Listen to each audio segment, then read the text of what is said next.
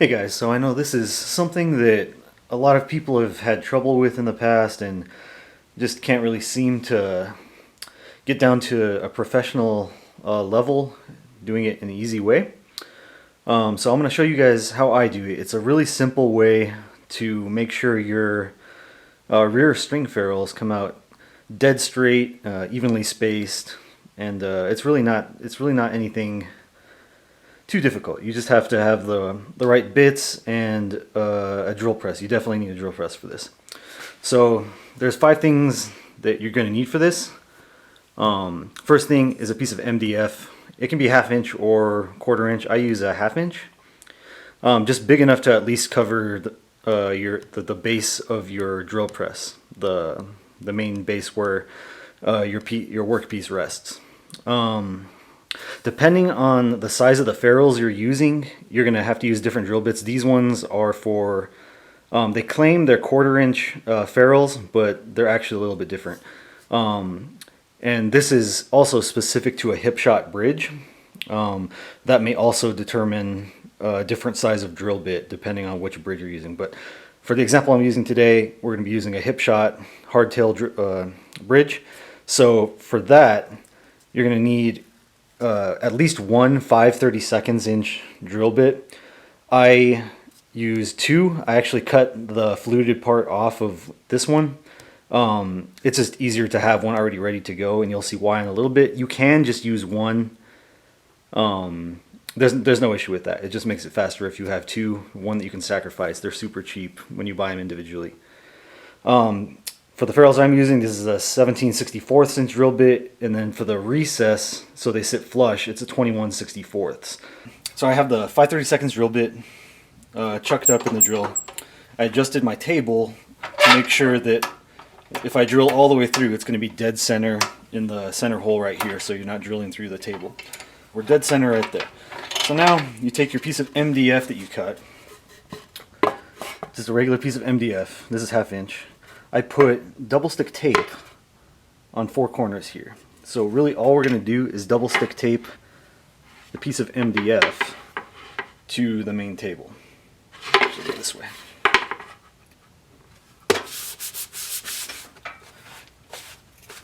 Alright, so now you have your base that you're going to be drilling into. You leave that 5/32 drill bit in the chuck, and we're actually just going to drill straight through the MDF. That's why you have to make sure that the drill press base is lined up perfectly.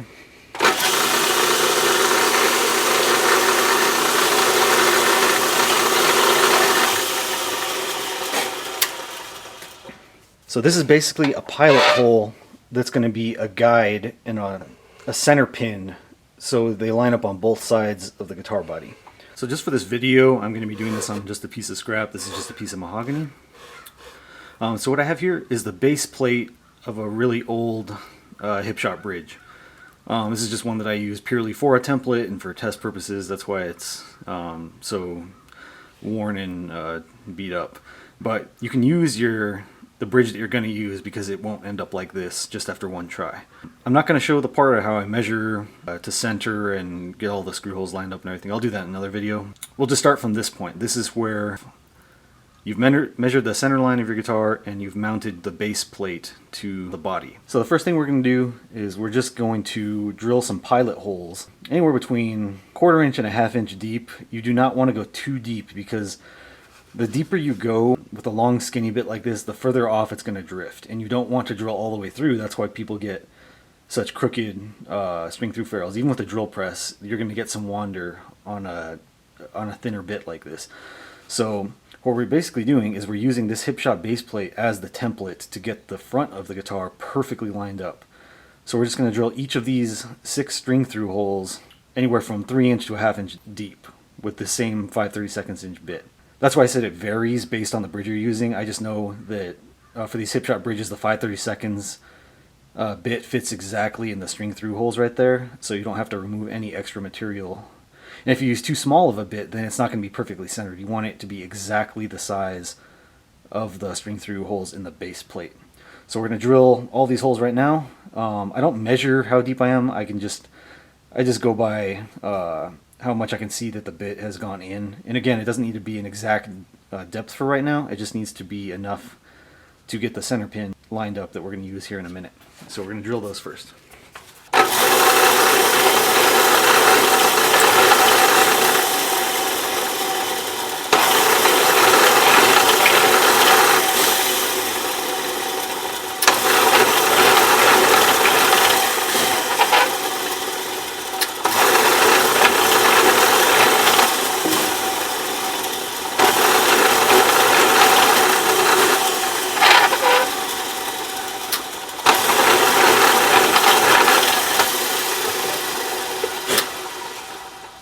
Okay, so I just removed the base plate, and this is what you're left with. Okay, so we know that the base plates of those bridges are mechanically and mathematically designed where they're perfectly even spaced, the holes are in a straight line, at least on quality bridges, obviously. So now we have a perfectly straight line to work with. They're evenly spaced, they're dead straight. This is going to transfer over to the back of the guitar. This is really crucial on how you get the front and the back identical. So what you see here, this is that hole that we had drilled earlier with that 5/32 inch bit. It goes all the way through the MDF. So if you remember at the beginning of the video, I showed you this cutoff of a 5/32 inch bit that I have.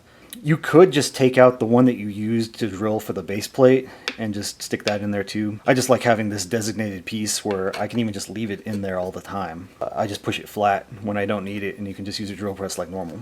So basically what you're going to do, you're just going to push it down in there, either one that you use, the main drill bit or the cutoff piece. You just push it down in there until it's snug. Only needs to stick out around 1/4 of an inch. As long as it's not sticking out taller than the amount you drilled in to the first part that we drilled here. That's really all that matters with that, as long as it's not too deep there or sticking out too much there. Alright, so we have the 7/64 inch drill bit chucked up now. So this one here is the one that is the drill bit that is going to drill the hole for the main part of the ferrule, the longer part of the ferrule. So if you haven't moved your base plate or anything, this should be exactly lined up dead center with the original hole that you drilled. So now we're going to have to pretend this is the front of the guitar. Again, the first things that we drilled through the string through holes there. So what you're going to do is you're actually going to flip this over, and this pin is going to go inside of these holes. Alright, so now that we have the pin in the hole, that means the pin is holding the whole guitar in a perfectly perpendicular line to that hole that we drilled. And that's going to give you an exact spacing on the back that matches the front. We'll do that with each one of these holes. This, I do suggest that you measure how deep your ferrules are and go just a little bit deeper than your ferrules are. That way it gives you just a little bit of extra space.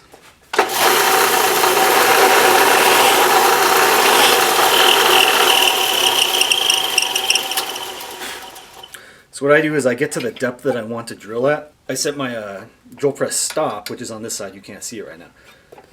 So I know that they're all going to be exactly the same depth, so they'll all stop right there. And I just make sure it sits flush with the table. Sometimes it won't go in all the way and it'll be crooked, and that'll give you a crooked hole as well.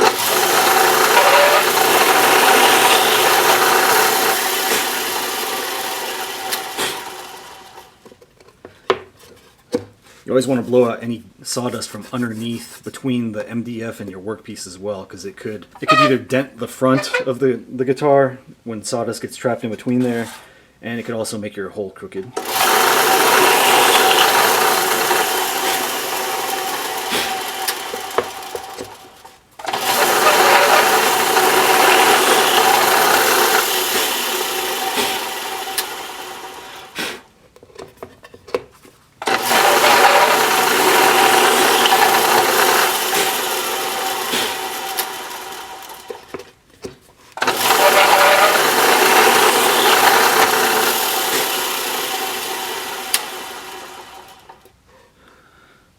So there's the result here. I did drill through all the way through a little bit, which I don't normally do. This piece of wood is way thinner than an actual guitar body is, so don't mind that you can see through them for right now.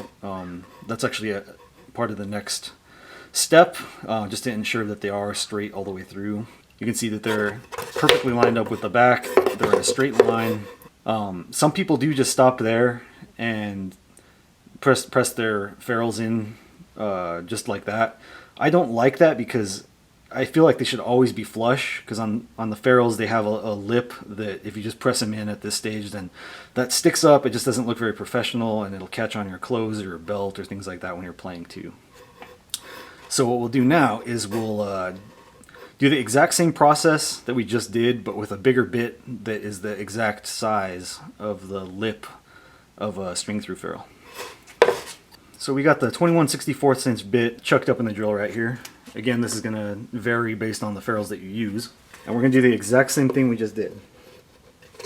Except this one, depending on how thick the lip of your ferrules is, it's going to be varying depths. So just have a ferrule on hand so you can just check to see how deep it needs to go. For this, I'm just going to go by eye just to a set depth all the way across.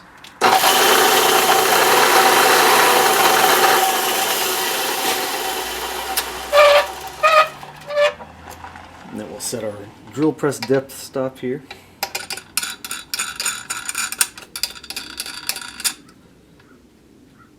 And again, that's to ensure that they're all the exact same depth.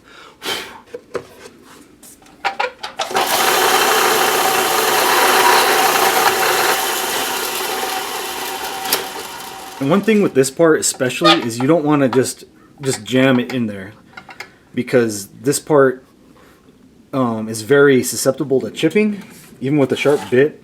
So you really want to work it really slow as the bit touches the wood, at least until it makes the initial cut. Then you can go a little bit faster, but that'll really prevent you from getting tear out right here, which is the last place that you want to get tear out in.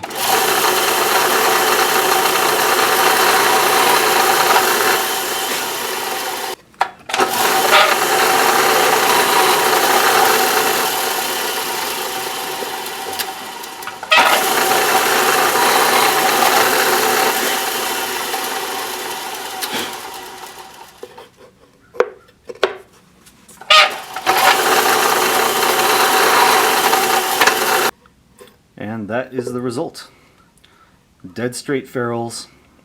And just to show you, I used a straight edge and drew across the very top of the recess, and they're all exactly the same. They're perfectly spaced, they're dead flat to each other, which is really what makes or breaks the visual side of string ferrules. If one is even just slightly bit off, it just looks terrible. I know some people are okay with it, but if you're going for a professional look and just an overall good build, this is something that will really make a big difference in how the final product looks. And here's just the final result. It fits perfectly in the hole. It sits perfectly flush with the top of the guitar. Actually, I sometimes do go a little bit deeper into the body with the top recess part, just to account for sanding and finish and everything like that. So find what works best for you. That's what I found works best for me. Just even if they do end up sitting a little bit lower than the body, that's much better than them being too high up where you can feel them above the body once they're installed after finish and everything like that. So that's how I do it.